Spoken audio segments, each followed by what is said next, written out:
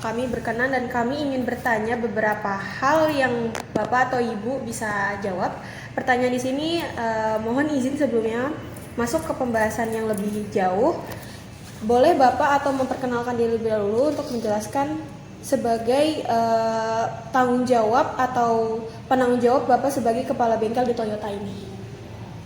Seru ya? Iya Pak. Ya, thank you ya teman-teman yang sudah datang ke sini. Nama saya Kurniawan Hediantoro. Kebetulan diberikan tanggung jawab oleh Toyota sebagai kepala bengkel. Nah, jadi tugas tanggung jawab saya adalah di sini memastikan bahwa target yang diberikan perusahaan gitu ya oleh kita gitu, yaitu tercapai.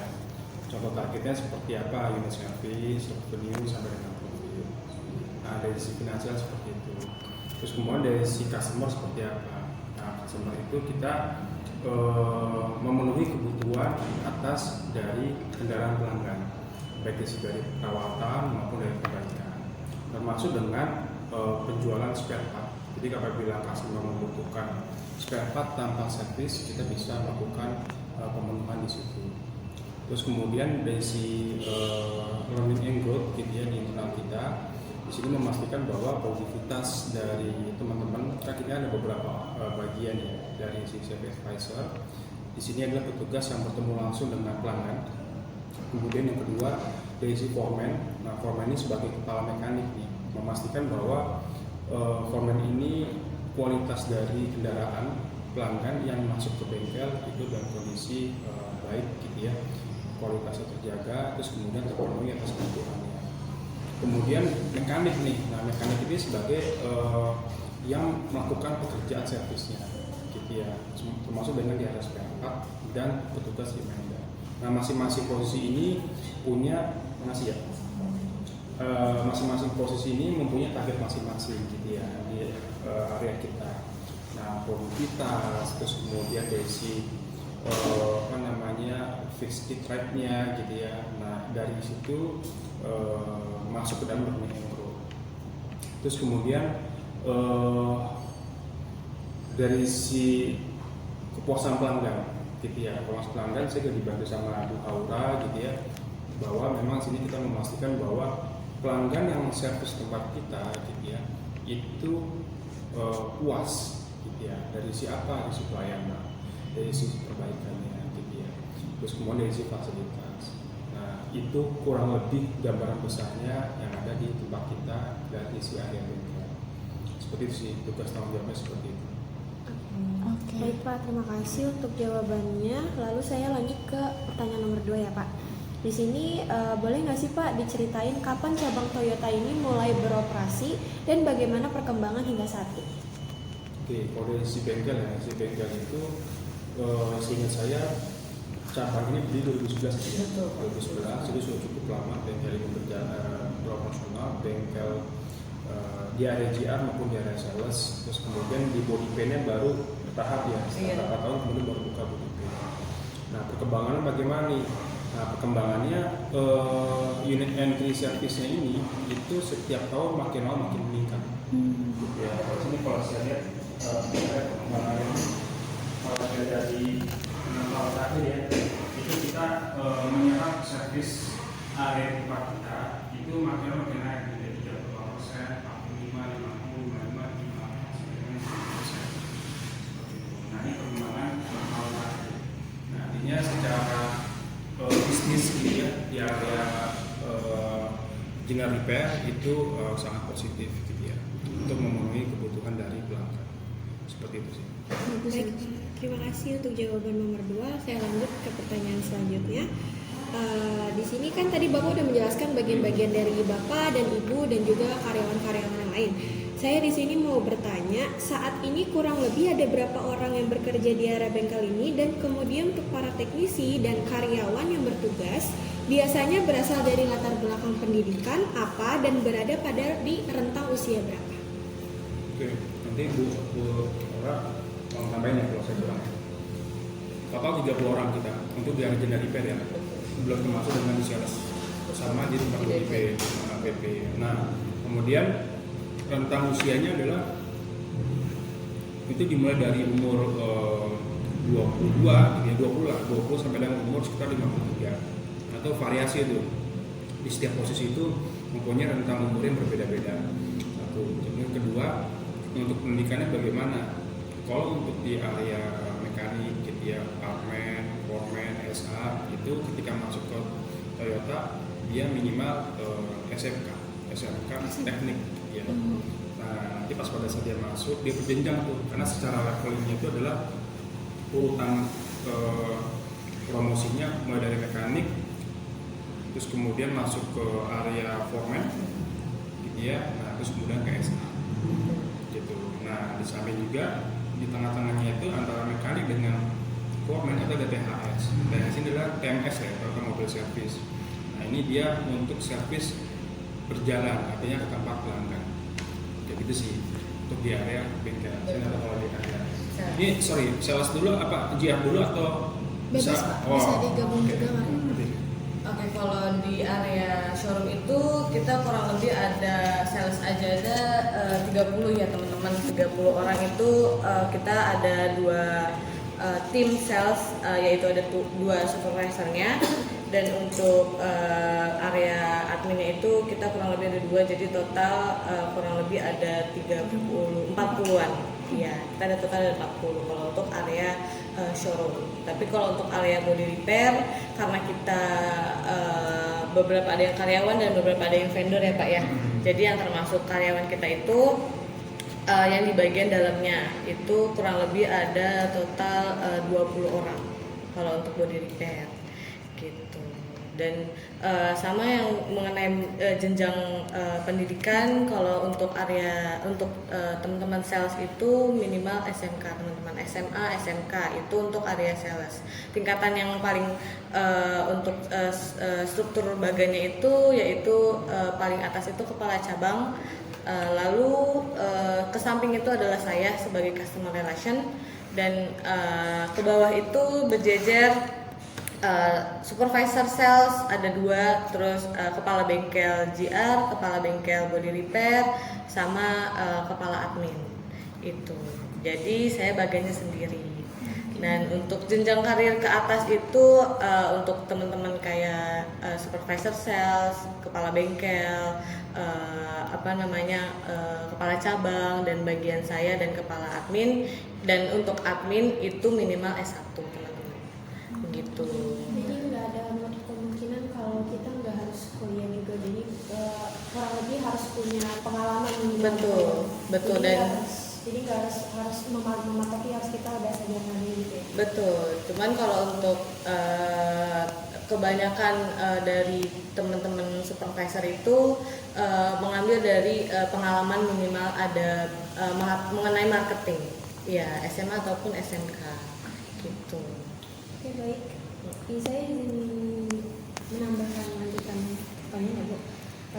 Di sini pertanyaannya, dalam memberi pelayanan kepada pelanggan, apakah standar-standar pelayanan yang harus diterapkan oleh karyawan dan bagaimana cara memastikan standar tersebut dijalankan secara konsisten? Baik, jadi yang paling pertama itu kalau untuk mengenai pelayanan itu frontlinernya itu adalah saya, customer relation, dan service officer teman-teman, dan ada counter. Cuman kebetulan untuk di cabang ini kita counter tidak ada. Dan untuk frontliner itu diwajibkan untuk memakai seragam teman-teman, seragam Toyota. Mungkin teman-teman pernah melihat saya pada saat itu pakai seragam kali ya waktu itu. Nah itu yang mengkontrol itu saya yang akan mengontrol teman-teman service officer untuk memakai seragamnya Toyota, dan itu dipakai itu setiap hari Senin sampai hari Kamis, dan itu setiap bagian pun udah punya ukuran dan bagiannya masing-masing. Dan tentunya selain seragam, kita juga memastikan mengenai tatanan rambut teman-teman, mau itu rambut, kerudung yang memakai hijab, itu tuh sangat penting untuk bagian frontliner. Saat ini sih saya pribadi itu nggak cuma untuk mengenai frontliner, karena kan frontliner itu kan berhadapan langsung dengan customer ya teman-teman. Jadi saya juga mengajarkan kepada teman-teman sales itu untuk menjaga cara berpakaiannya dan untuk berdandannya, karena teman-teman sales itu berhubungan langsung juga sama customer gitu. Jadi saya yang akan selalu memastikan mereka untuk berpakaian yang rapi, berdandan yang rapi, dan mempunyai tata krama yang bagus dan bijak gitu teman-teman. Terima kasih untuk jawabannya. Saya izin melanjutkan ya Bu. Di sini pertanyaannya, bagaimana alur pelayanan kendaraan mulai dari pelanggan datang hingga kendaraan selesai servis? Oke, jelaskan sama Pak Kurnia. Jadi awalnya itu adalah customer datang nih ke cabang gitu ya, diterima sama security.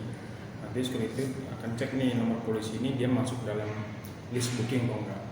Ketika dia masuk dalam list booking, nanti akan dikasih nomor antrian booking. Jadi kalau misalkan dia belum booking, dia dikasih antrian yang non booking. Nah, kemudian masuk ke dalam, diterima oleh frontline kita, service advisor tadi. Diterima, digali kebutuhannya apa, gitu ya, servis segala macam, dikonfirmasi data kendaraan, data pelanggan. Terus kemudian setelah itu ada informasi terkait dengan estimasi biaya, estimasi waktu, dan pekerjaan yang akan dilakukan. Ketika sudah selesai, sepakat, kasih tanda tangan, kemudian ada catatan dokumen. Nanti dokumen ini akan diatur oleh yang namanya PTM, pembagi tugas mekanik gitu ya. Nah, ini sekelas format. Nah, nanti dari situ PTM ini akan berikan ke mekanik gitu ya. Nah, nanti mekanik ini mengerjakan sesuai dengan dokumen yang sudah disepakati oleh pelanggan. Nah, setelah itu dikerjakan sesuai dengan standar yang sudah kita tetapkan dari Toyota. Kemudian nanti ketika proses berjalan, produksi dan mau selesai, itu akan di QC, handle check oleh foreman, kepala mekanik. Nah, akan dicek tuh sudah sesuai atau belum pekerjaannya, sudah oke atau belum. Nah, selesai oke, kemudian setelah itu kendaraannya masuk ke dalam antrian cuci. Nah, paralel nanti dokumen itu ke depan gitu ya, ke tempat service advisor lagi. Nanti si service advisor itu akan proses yang namanya dokumen penyelesaian dokumen sampai dengan ke kwitansi. Nah, ketika kwitansi selesai, antrian washing dan washing selesai, kemudian nanti SA akan panggil pelanggan bahwa kendaraan sudah selesai. Ketemu, kemudian nanti petugas SA akan menjelaskan pekerjaan sudah dilakukan apa aja, termasuk keluhan-keluhannya jika ada. Kalau sudah selesai, oke, nanti pelanggan diarahkan ke kasir untuk melakukan pembayaran. Nah, pembayaran di sini kan semua harus pakai sistem ya. Betul. Jadi nggak boleh manual lagi, kayak QRIS atau transfer. Betul.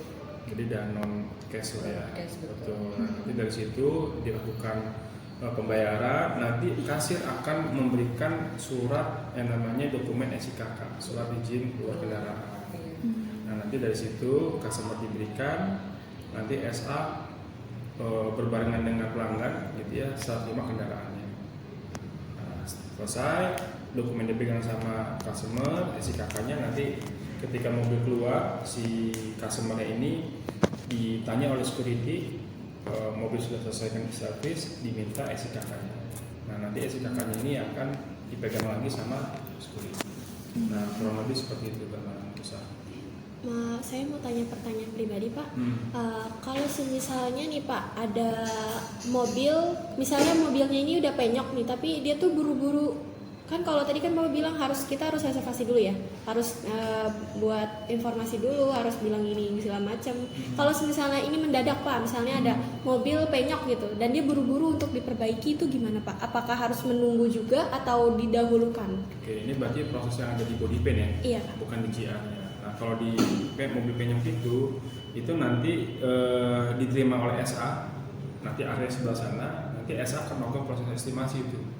Nah, penyoknya seberapa besar? Ya, kalau misalkan di body pen itu kan ada kategori light, medium, sama heavy. Jadi tingkat kerusakannya.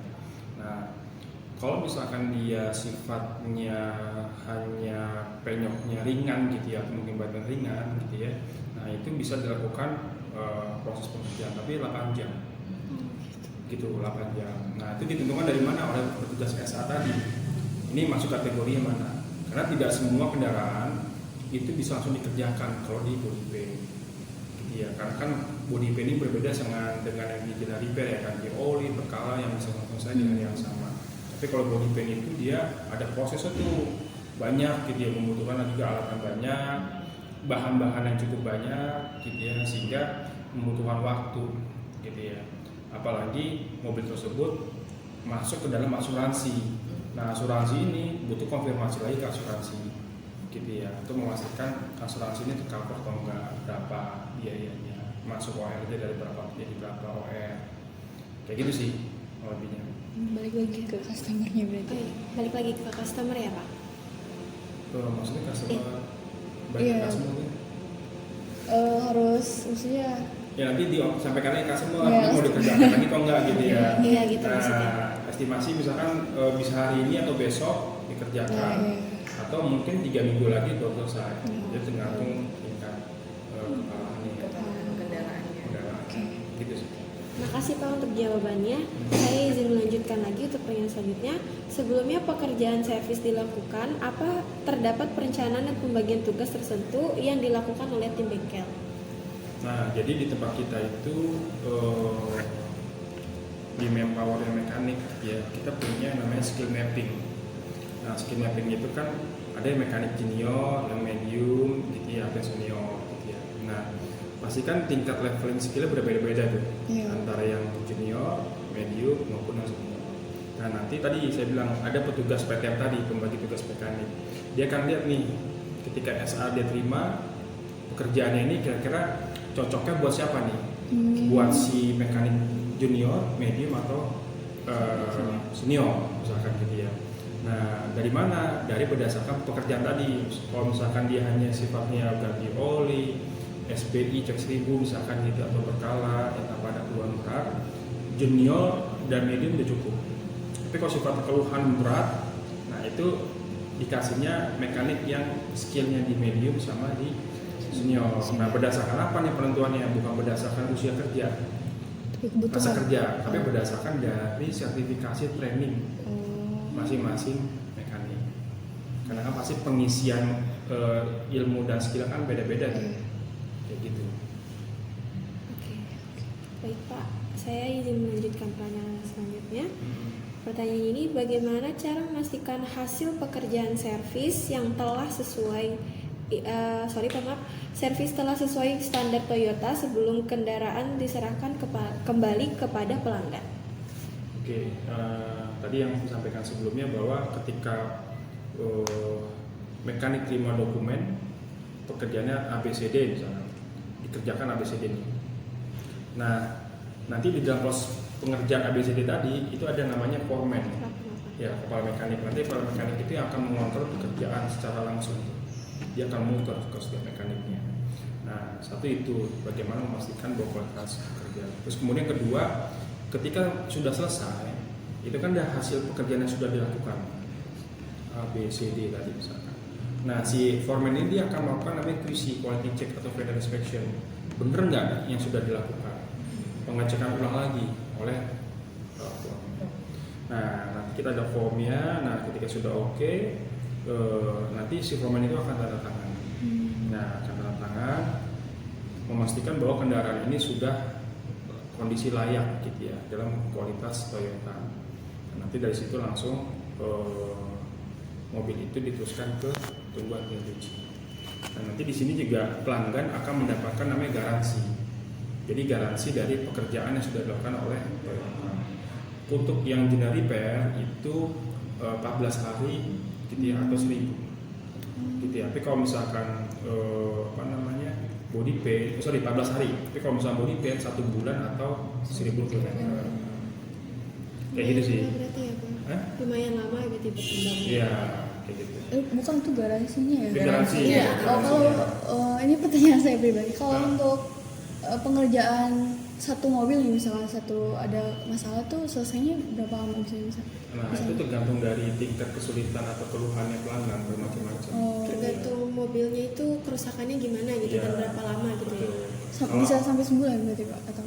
Ya, tergantung kerusakan kita nggak bisa estimasi. Tapi kalau misalkan hanya servis biasa, perawatan biasa, ganti oli gitu ya, itu cukup 1 jam. 1 jam. Kalau berkala di ganti 2,5 jam selesai gitu ya. Terus kemudian ganti kopling mungkin di angka sekitar 4 jam selesai. Oke. Tapi ada juga mungkin ada kelistrikan abnormal, engine nyala, itu bisa berhari-hari nggak nemu tuh problemnya, karena kita butuh ngurutin kan, ada repair manualnya. Tapi ada juga yang sifatnya sejam udah selesai, ada juga. Oh, ada yang cepat juga. Iya, jadi kita nggak bisa mengestimasikan gitu ya. Oke. Oke, Pak. Biasanya yang lama karena adanya part ya Pak ya. Ya, tambah lagi mungkin tambah part juga kan. Iya. Gitu ya. Oke, Gitu, baik. tunggu spare part. Baik Ibu, terima kasih untuk jawabannya. Saya lanjut ke pertanyaan yang lain. Apakah terdapat evaluasi rutin untuk menjaga kualitas pelayanan dan pengerjaan? Jika ada, bagaimana proses pelaksanaannya? Ya, saya juga. Iya. Nah, jadi untuk evaluasi bagaimana? Kita ada namanya Key Performance Indicator, itu dari PSFU, Post Service Follow Up gitu ya. Jadi setiap mobil kendaraan selesai servis itu di H+3 itu akan di follow up yang namanya PSFU tadi oleh SA. Nah, itu memastikan bahwa kendaraan tersebut sudah sesuai atau belum, sudah puas atau belum customer-nya. Nah, nanti evaluasi itu berjalan tuh. Nah, itu evaluasinya dibantu juga oleh Bu Haura yang mengkoordinasikan semua SA. Satu itu dari sisi internal. Nah, bagaimana dari sisi eksternal nih? Kita ada namanya ATPM ya. ATPM, TAM. Nah, TAM itu punya namanya Key Performance Indicator NPS, Net Promoter Score. Jadi selain ada survei di tempat kita, di eksternal juga ada survei namanya NPS. Nah, NPS ini dikirimkan langsung oleh TAM ke pelanggan, ke customer gitu ya, direct. Jadi kita nggak bisa memilih customer nih, mana customer yang bisa kita setting, misalkan dia untuk kepuasan pelanggan, kepuasan surveinya sebagai kepuasannya. Nah, nanti dari MPS ini setiap bulan itu akan diberikan evaluasi, terus kemudian data kasih ke cabang masing-masing. Nah, apabila ada kondisi dia kondisi ada tidak puas, kita ada kategori itu, ada 0 sampai 6 tidak puas. 0 sampai 6 tidak puas, detektor namanya. 7 sampai 8 pasti, 9 10 itu promotor ya. Betul Pak. Promotor. Nah, jadi evaluasi ini sangat-sangat terukur gitu ya. Dari nama customer siapa, SA-nya siapa, terus kemudian mobilnya siapa, mobil berapa, mobilnya apa, pekerjaan apa, itu sangat-sangat clear sih. Gitu. Itu jadi kita ada evaluasi. Oke. Sedikit nambahin mengenai follow up ya ke customer, itu nggak hanya di bagian service ya teman-teman, di bagian sales pun, penjualan pun juga begitu teman-teman. Range-nya H+1 bahkan dari serah terima kendaraan baru teman-teman, dan itu yang follow up adalah saya. Kalau di area service itu namanya PSFU teman-teman, tapi kalau untuk area marketing namanya PDFU. Itu yang follow up sama saya. Kalau untuk yang H+3 itu teman-teman service advisor, tapi yang monitor adalah saya. Jadi setiap minggunya saya yang akan tarik report dan saya akan share ke grup yang berisikan kepala bengkel dan service advisor, dan saya menginfokan bahwa nih persentasenya baru segini, terus total persentasenya segini per minggunya, karena setiap bulannya itu tarikan itu setiap di awal bulan itu lumayan, dengan persentase 95% itu teman-teman service advisor itu harus mencapai targetnya gitu. Dan itu pun begitu dengan saya, untuk H+1 PDFU itu persentasenya sama 95%, dan itu saya harus memastikan semua customer itu harus saya follow up mengenai kalau untuk servis kan mengenai kepuasan dari hasil servisnya teman-teman, ataupun pelayanan fasilitas. Begitupun untuk di serah terima kendaraan baru itu fasilitas itu pertama juga ada pertanyaan yang akan saya tanyakan mengenai administrasi dari pemesanan kendaraan ini. Terus yang ketiga itu ada mengenai pelayanan dari servis dari salesnya itu bagaimana, untuk keuntungan yang didapatkan itu hasil hitungannya apakah sesuai yang customer inginkan gitu. Kalau untuk bagian penjualan teman-teman. Dan itu di luar dari PSFU dan PDFU itu yang tadi Pak Kurnia bilang ada yang namanya NPS Net Promoter Score, dan itu yang monitor langsung adalah saya. Dan nanti akan saya paralel minta monitor oleh kepala cabang dan kepala bengkel, yang pastinya itu NPS itu sangat penting teman-teman bagi kita karena itu eksternal ya dari Toyota, dan itu menjadi KPI cabang. Betul, standarnya cabang. Sedangkan KPI-nya dari Toyota itu 90% persentasenya yang harus menjawab promotor gitu. Gitu teman-teman. Dan itu yang tadi Pak Kurnia bilang 0 sampai 6 namanya detraktor, artinya pelanggan tidak puas. Pastinya ketika kita mendapatkan nilai tersebut, pasti orang Toyota akan konfirmasi ke saya mengenai nilai pelanggan tersebut. Kenapa bisa seperti itu? Apalagi di pertanyaan NPS itu ada mengenai nama customer, nomor handphone customer, nomor polisi atau nomor rangka kendaraan, terus ada mengenai siapa supervisor, siapa service advisornya ataupun salesnya, dan mengenai alasan kenapa pelanggan memberikan penilaian tersebut.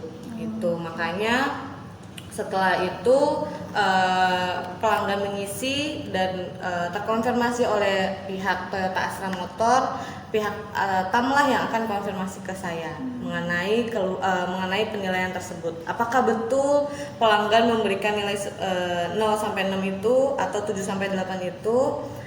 Baru deh saya konfirmasi ke pelanggan, saya tanyakan apakah ada keluhan, kenapa keluhan dari nilai tersebut gitu. Setelah nanti saya tampung dari keluhannya pelanggan, saya akan konfirmasi ke service advisornya kalau misalnya mengenai bengkel.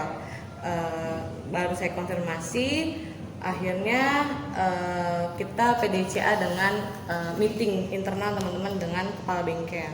Itu kalau misalnya nilainya pelanggan tidak puas gitu, karena NPS itu yang tadi saya bilang itu sebagai ranahnya standarnya Toyota mengenai cabang ini ada nggak ya pada puas nggak nih pelanggannya gitu. Selain NPS itu juga pelanggan itu nggak hanya memberikan penilaian itu nggak hanya dari NPS. NPS itu kan didapat customer itu dari WA teman-teman. WA-nya itu dari Toyota Astra Motor, dan itu didapatnya itu H+1 minggu setelah pelanggan serah terima kendaraan mobil atau penjualan tuh ya sama, atau dari pelanggannya servis gitu. Dan itu selain kita terima dari NPS, kita juga kadang kalau ada komplain itu suka dari Google Review teman-teman. Sekarang kan lebih canggihnya Google Review ya gitu. Tapi ada juga kalau customer yang baik hati memberikan nilai dari PSFU atau PDSU, memberikan nilai dari NPS dan memberikan nilai dari Google Review. Tapi kita pastikan customer harus memberikan nilai ke NPS karena kita juga ada KPI mengenai respondennya pelanggan gitu. Iya. Baik Ibu, terima kasih untuk pertanyaan dan jawabannya. Saya izin melanjutkan lagi, dan ini pertanyaan utamanya. Di sini kami bertanya, kami melihat area bengkel ini cukup tertata dan rapi. Apakah terdapat standar atau budaya kerja tertentu yang diterapkan untuk menjaga kerapian, kebersihan, dan kedisiplinan di lingkungan kerja? Jika ada, bagaimana penerapan dalam kegiatan sehari-hari? Seperti yang tadi saya beritahu soal yang pertanyaan pertama tadi saya, yang tentang 5S, tentang Seiri, Seison, Seton, dan Seketsu. Itu bagian dari kerapian, kebersihan, dan ketertiban di PT atau di perusahaan ini. Jadi gimana jawaban Ibu? Oke, dari aku paling dulu ya Pak.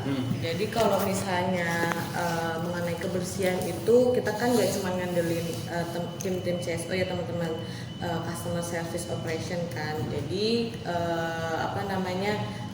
selain saya lihat dari CSO, pekerjaan CSO, kebetulan untuk kebersihan itu kebersihan, fasilitas, kerapihan itu saya gitu. Saya yang berkoordinasi, dan di bawahan saya itu yaitu teman-teman CSO atau OB dan security gitu. Jadi saya yang akan memastikan seminggu sekali itu apakah pekerjaan mereka rapi dan bersih. Karena kita itu ada yang namanya checklist teman-teman. Checklistnya itu harus mereka isi setiap harinya. Dan itu checklistnya itu nggak cuma setiap hari, dan itu pekerjaannya rutin per jam. Nah, di checklistnya itu ada beberapa pekerjaan yang memang harus mereka kerjakan sesuai jamnya teman-teman. Itu untuk bagian CSO. Karena kebersihan itu kan enggak yang sehari nggak dikerjain masih bersih lah gitu, enggak. Karena kan kita berhubungan dengan pelanggan ya, khawatirnya ketika pelanggan memakai, apalagi toilet ya teman-teman, ketika pelanggan memakai toilet itu khawatirnya kita pelanggan sebelumnya ya keadaan jorok lah setelah pakainya gitu. Jadi makanya dibuatlah checklist itu teman-teman. Checklistnya itu tuh tentang ada mengenai pembersihan kaca, terus potting lantai, terus sarang laba-laba, itu juga pengerjaan kita. Apapun semua itu pekerjaannya CSO untuk mengenai kebersihan. Tapi untuk menjaganya saya selalu infokan di apel, itu di pagi hari teman-teman kita kumpul, saya infokan mengenai kebersihan pastinya, karena kan nggak semuanya kita ngandelin OB ya teman-teman, kesian juga gitu. Jadi tetap saya mengingatkan ke teman-teman karyawan di sini untuk menjaga kebersihannya, mulai dari tempatnya sendiri lah, mejanya sendiri gitu. Misalnya saya di mejanya gitu kan ya, berarti saya merapikan sendiri meja saya. Ketika ada sampah saya membuang sendiri tempatnya. Terus ketika saya memakai toilet, saya lah yang harus menjaganya juga. Jadi saya memakai nggak sembarangan gitu. Saya mengingatkan teman-teman karyawan seperti itu untuk mengenai kebersihan. Dan kebetulan tahun-tahun ini sih kita lagi ada kunjungan terus ya Pak ya mengenai fasilitas dan kebersihan. Makanya standarnya Toyota itu selalu seperti itu teman-teman, fasilitas yang baik dan kebersihan yang baik, betul gitu. Itu dari saya, mungkin ada tambahan dari Pak Kurnia. Ya, secara umum sih sama sih dengan Bu Aura yang disampaikan ya, bahwa memang kita mempunyai satu kebijakan yang memang untuk menjaga fasilitas yang ada di tempat kita. Nah, mau di area sales, di body paint, di bidang repair, itu ya. Jadi masing-masing PSC atau area bertanggung jawab terhadap kebersihan masing-masing gitu ya. Kayak gitu sih. Itu balik lagi ke karyawan juga ya, kesadaran. Sama Betul. kerjasamanya juga ya. Betul, kerjasamanya. Karena kan kalau kita dealer bersih, fasilitasnya bagus, pasti customer akan kembali lagi ke sini. Iya betul. Gitu. Oke. Saya ingin menambahkan pertanyaan lagi. Di sini bagaimana cara menentukan peralatan atau barang yang masih diperlukan dan yang sudah tidak digunakan atau jarang digunakan? Gitu sih pertanyaan Pak. Barangnya dari barang apa? Barang yang Macam-macam. Iya. Ada di area sales apa di bengkel? Oh, ada sales juga ada barang. Ya, artinya kan memang kalau di sales kan ada meja, kursi gitu ya, ada TV buat briefing gitu. Boleh. Ya memang sebenarnya sih sama aja sih ya kalau di sales, di BP atau di Jira Repair, bahwa kalau misalnya ternyata ada fasilitas yang memang kira-kira itu bisa dikatakan sudah tidak dipakai gitu ya, sudah tidak sesuai dengan kebutuhannya, itu pasti kita akan sendiri ke gudang. Satu itu. Terus kemudian kedua, kalau misalkan ada barang-barang apapun lah, motor, equipment gitu yang kira-kira dia memang perlu diperbaiki gitu ya, nah itu kita melakukan namanya proses pengajuan untuk proses perbaikan gitu. Nah itu diperbaiki, pengajuan budget, terus kemudian kita eksekusi, nanti barang itu kita pakai lagi, kayak gitu sih. Betul. Dan perbaikannya itu kalau untuk itu juga perbaikannya tergantung dari tingkat parahnya ya teman-teman. Kalau misalnya masih mudah untuk diperbaiki, itu kan pastinya harga range-nya lebih murah ya teman-teman untuk perbaikan, dan itu kita ada teknisinya sendiri. Dan kalau misalnya tingkatnya lebih sulit untuk mengenai perbaikan di fasilitas tersebut, itu kita ada vendornya itu dari HO teman-teman. Ya, itu ketika karyawan ada yang mengeluhkan mengenai fasilitasnya sendiri itu rusak ataupun fasilitas all, itu kan saya yang pegang untuk koordinasinya. Saya akan koordinasi mengenai ada di sistem itu, saya akan masukkan ke sistem bahwa salah satu fasilitas tersebut rusak, dan nanti baru mereka cek dahulu perbaikannya apakah gampang atau susah gitu. Nanti baru keluar range harganya gitu. Dan kalau misalnya memang ternyata sudah sulit untuk diperbaiki, ya jalan salah satunya terakhir pengajuan baru gitu. Jadi tergantung dari kerusakannya dulu teman-teman. Dan itu juga kalau misalnya ternyata pas dilihat dari tahun asetnya ternyata itu sudah lama juga, otomatis ya harus dilakukan penggantian baru gitu. Karena sebetulnya dari standar Toyota itu untuk fasilitas per 5 memang kita memikirkan budget ya. Jadi selama fasilitas itu masih bagus dan baik, kita nggak ada yang namanya peremajaan. Tapi kalau misalnya memang ternyata dari pihak HO-nya menyetujui mengenai pembaruan fasilitas tersebut, ya kita jalankan. Gitu. Jadi ada pengecekan berkala juga ya Bu? Betul, kita ada pengecekan berkala.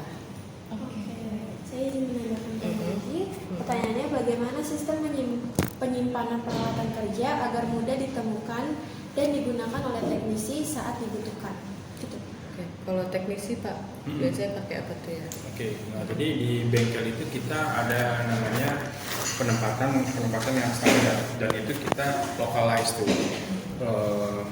Kalau nanti Mbak lihat gitu ya, di stall itu ada garis kuning gitu ya. Nah itu posisinya itu garis kuning untuk caddy misalkan. Nah caddy nanti posisi di situ. Dia kerja mulai dan pulang kerja, selesai kerja gitu ya, itu posisi ada di situ. Nah itu nanti Mbak bisa lihat. Nah terus kemudian kedua, kita ada namanya SST, Special Service Tools yang punya Toyota. Di gudang tools itu SST kita ada papan gitu ya. Nah papan itu tools-tools yang kita simpan di situ, ditempel di dinding. Nah itu sesuai dengan penamaan, sesuai dengan apa namanya gitu ya, ukur-ukurannya, gambarnya seperti itu. Nah itu standar kita tuh. Jadi jangan sampai tools atau equipment itu ada di mana-mana. Kalau nggak kita buatin standar itu, nanti kan ada di sini, di sana gitu ya, jadi nggak teratur kan. Kayak gitu sih. Oke, Bapak Ibu, saya ingin menanyakan untuk beberapa pertanyaan lagi akan selesai. Saya ingin menanyakan bagaimana cara menjaga kebersihan area kerja serta memastikan kondisi tetap terjaga secara konsisten. Jadi kan tadi kan udah Bapak bilang nih, jadi di sini emang khusus untuk peralatan ini, terus nanti ada peralatan ini, dan gimana cara menjaganya kebersihan itu, dan seperti yang Ibu bilang tadi dijaga secara berkala gitu. Jadi gimana cara pengelolaannya gitu dan pembagian kinerjanya gitu. Oke, kalau di area bengkel itu kan toolsnya cukup banyak nih, itu cukup banyak. Nah itu sudah kita petain tuh, kan ada 2 lajur ya, stall yang sini, ada stall yang seberangnya. Nah stall seberang sini sama sana gitu ya, itu sudah punya penempatan untuk penempatan equipment tools masing-masing gitu ya. Jadi artinya tools yang ada di sini itu nggak bisa pindah ke sana, yang sana nggak bisa pindah ke sini, karena sudah kita atur seperti itu, sehingga lebih teratur, lebih terjaga gitu ya, lebih rapi. Nah, termasuk dengan tadi garis-garisnya. Nah terus bagaimana menjaganya? Jadi setiap mekanik selesai, foreman selesai kerja, itu wajib untuk membersihkan tools equipment tadi setiap hari. Jadi barang harus dikembalikan lagi gitu ya? Kembalikan dan dibersihkan gitu ya, dilap, kita pakai lap lagi segala macam. Nah itu untuk meminimalisir supaya tidak kotor, gitu ya. Nah terus kemudian kedua apa? Kedua kita ada namanya cleaning day, itu minimal sebulan 2 kali. Jadi ketika selesai kerja kita bareng-bareng kita melakukan proses cleaning day.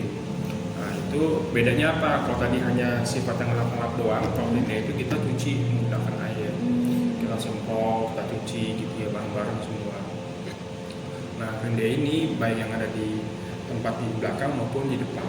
Nah terus kemudian kita juga mempunyai checklist tuh, checklist misalkan untuk kondisi lift untuk mengangkat kendaraan gitu ya. Nah itu ada checklist tuh, checklist setiap bulan dan setiap minggu. Nah, mereka melakukan proses pengecekan itu.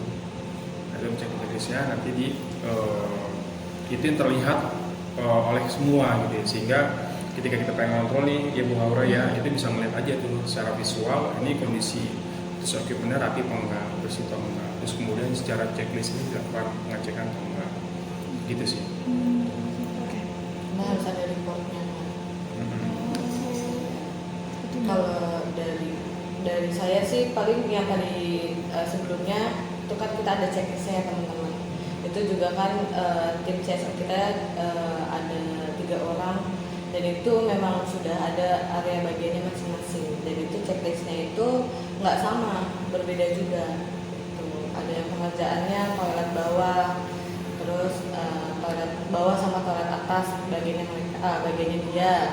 Terus ada bagiannya ruang tunggu itu bagiannya siapa gitu. Jadi ada ini masing-masing dan itu ketika ada hal yang terlewat kita ada namanya grup WhatsApp teman-teman dan itu berisikan saya tim CSO, kepala bengkel Pak Kurnia sama Pak Hendra. Itu jadi ketika ada yang kurang atau memang harus pengerjaan yang double gitu, jadi kita konfirmasi dari situ atau kita konfirmasi langsung ke tim CSO-nya gitu. Jangan sampai terlewat, takutnya apalagi di area pelanggan ya teman-teman, kayak toilet, ruang tunggu, terus ruang merokok itu yang paling sangat utama gitu. Jadi saya sih selalu monitor teman-teman di seminggu sekali atau seminggu 2 kali paling paling fokus di area pelanggan itu seminggu 2 kali. Dan mengenai selain kebersihan, kerusakan itu juga saya harus pantau gitu. Khawatirnya ada beberapa alat kayak misalnya di toilet itu kan khawatirnya keran ya teman-teman, keran atau wastafel ada yang bocor gitu, itu harus saya pantau karena satu OB cuma satu di area tersebut kan luas ya teman-teman, dan itu makanya saya bantu monitor, dan dari monitornya itu dari grup WhatsApp tersebut. Jadi Pak Kurnia dan Pak Hendra pun juga mengetahui bahwa ada kerusakan di tempat tersebut, ataupun misalnya AC di ruang tunggu BP, body paint itu ada yang bocor atau tiba-tiba nggak nyala, keluar angin saja, itu bisa dilaporkan di grup tersebut. Jadi saya pun juga reportnya enak kalau misalnya ada di grup tersebut gitu. Jadi saya langsung koordinasi ke tim vendornya pun juga enak teman-teman. Gitu sih tambahan dari saya. Iya. Izin untuk pertanyaan terakhir. Di sini menurut Bapak dan Ibu, apa manfaat terbesar dari penerapan budaya kerja dan 5S yang seperti yang bisa dibilang di Toyota, dan serta adakah pengalaman dan perbaikan yang perlu dilakukan dan memberikan dampak positif bagi kualitas pelayanan? Bapak dulu. Oke. Tadi manfaat terbesar ya? Iya Pak. Ya pastinya banyak sih. Yang pertama, karyawan pasti kerja lebih nyaman, ya kan? Karena ini sebagai rumah kedua mereka lah, atau kita gitu ya, di rumah ketemu keluarga, terus bangga kerja, rumah kedua untuk cari nafkah buat keluarga. Terus kemudian yang kedua apa? Kenyamanan. Nah yang kedua ini mendukung juga di dalam hal ketika dia nyaman, mereka bekerja itu lebih lebih semangat, lebih merasa aman gitu ya, lebih enjoy gitu ya. Akhirnya berdampak yang ketiga adalah produktivitas. Nah ini manfaat-manfaat terbesar ketika kita menjaga satu lingkungan kerja gitu ya. Terus kemudian dari sisi internal nih, eksternal bagaimana manfaatnya, pasti customer tadi kan akan lihat tuh, mau dari sales, dia ada general repair, area body paint, itu customer juga merasa melihat bahwa mereka itu juga nyaman gitu ya, mereka nyaman gitu ya, mereka juga merasa cozy, dia pasti bisa terjadi dia retensi itu. Jadi customer dia akan kesini lagi nih gitu ya, ketika dia mempercayakan kendaraannya atau kendaraan satu pembeli atau ke body paint untuk kembali lagi ke Toyota gitu. Jadi rasanya manfaat terbesarnya itu sih kalau saya. Betul. Pengaruh terbesarnya adalah pelanggan teman-teman, karena kan kita butuh adanya revenue dari kendaraannya itu dari customer. Itu penting banget, dan customer kan nggak cuma mengenai pelayanan ya, karena kan kendaraan itu kalau apalagi mengenai generika itu bisa ditunggu teman-teman. Yang tadi kayak misalnya ganti oli, terus servis berkala itu kan masih bisa ditunggu ya. Dan itu pelanggan yang menunggu kan ada di ruang tunggu tuh, yang tadi teman-teman sempat nunggu ya ke arah sana ya. Jadi itu yang saya selalu fokuskan. Khawatirnya karena saat ini kan udah mulai banyak ya pelanggan yang udah mulai menunggu. Berarti kalau udah mulai banyak yang menunggu, berarti pelanggan merasa nyaman dengan dealer kami gitu. Makanya kita menjaga yang namanya kebersihan, fasilitas, kenyamanan, keamanan, terus apalagi dari sisi frontliner dari saya, service officer, security itu harus diterapkan namanya 5S, senyum, sapa, salamkan teman-teman gitu. Jadi pelayanan atau kepercayaan pelanggan itu nomor satu ya? Betul banget.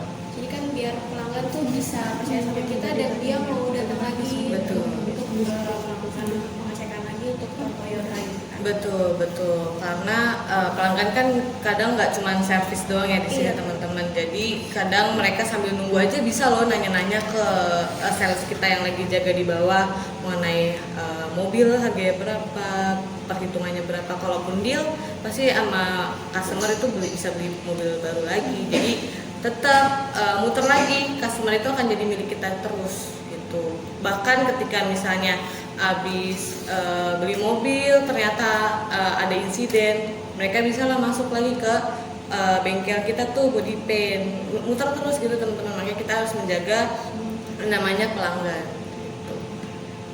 Kalau saya ada pertanyaan pribadi nih Pak, maksudnya pertanyaan yang tadi sih lanjutan teknisi karyawan. Kalau misalkan ada karyawan yang tidak bisa masuk di hari kerja atau berhalangan kalau sakit atau ada keluarganya apa gitu, itu gimana? Iya, itu gimana Pak? Sistem pengganti, Sistem absensinya gitu. ya itu diganti kah apa posisinya apa? Posisinya ada pengganti ya. Ada pengganti. Jadi mekanik yang masuk yang bertanggung jawab untuk menyelesaikan pekerjaan servis kendaraan ya customer. Nah makanya tadi fungsi PTM tadi itu sangat penting gitu ya. Jadi ketika ada yang memori kurang, dia berputar otak gitu ya. Bagaimana mobil yang kita serap itu bisa servis selesai sesuai dengan destinasikan ke pelanggan. Sesuai sama durasi yang diminta gitu ya. Betul, kayak gitu. Ya pasti dampaknya nih ke pelanggan gitu ya. Mungkin durasi akan lebih lama. Iya, lebih lama. Ya. Kayak gitu sih. Jadi nggak ada pengganti. Kamu ada yang Di PT ini Toyota ini ada pelatihan khusus buat karyawan nggak sih Pak? Kayak misalnya biar karyawannya tuh tetap jaga kebersihan gitu, atau cuma kayak tadi cuma dikasih tahu atau gimana, atau ada pelatihan khusus atau gimana? Selain pengalaman gitu Pak. Iya. Jadi itu ada pelatihan juga di Pelatihan sini antara khusus buat menjaga kebersihan atau mungkin ada pengalaman kerja PKL gitu kayak misal atau magang gitu Pak. Ayo. Nah, kalau pelatihan kebersihan ya itu nggak ada. Kita sesuai dengan kebijakan aja. SOP. Tapi kalau misalnya bicara pelatihan untuk mengisi keilmuan gitu ya, skillnya, nah itu ada anak PKL atau anak magang yang SMK yang kita terima di sini. Gitu. Nah itu durasi macam-macam, 3 bulan, 6 bulan, setahun. Iya. Kalau untuk karyawan sih kita yang tadi Pak Kurnia pernah bilang ya, tadi dibilang itu kan ada standar, ada sertifikasi yang mengenai mekanik-mekanik, dan itu memang kita dari HO ataupun dari Toyota itu selalu kasih namanya pelatihan teman-teman. Jadi ada sertifikasinya itu level-levelnya. Jangankan mekanik, dari saya pun customer relation sama KBM pun masih sering ya Pak ya untuk pelatihan tersebut gitu.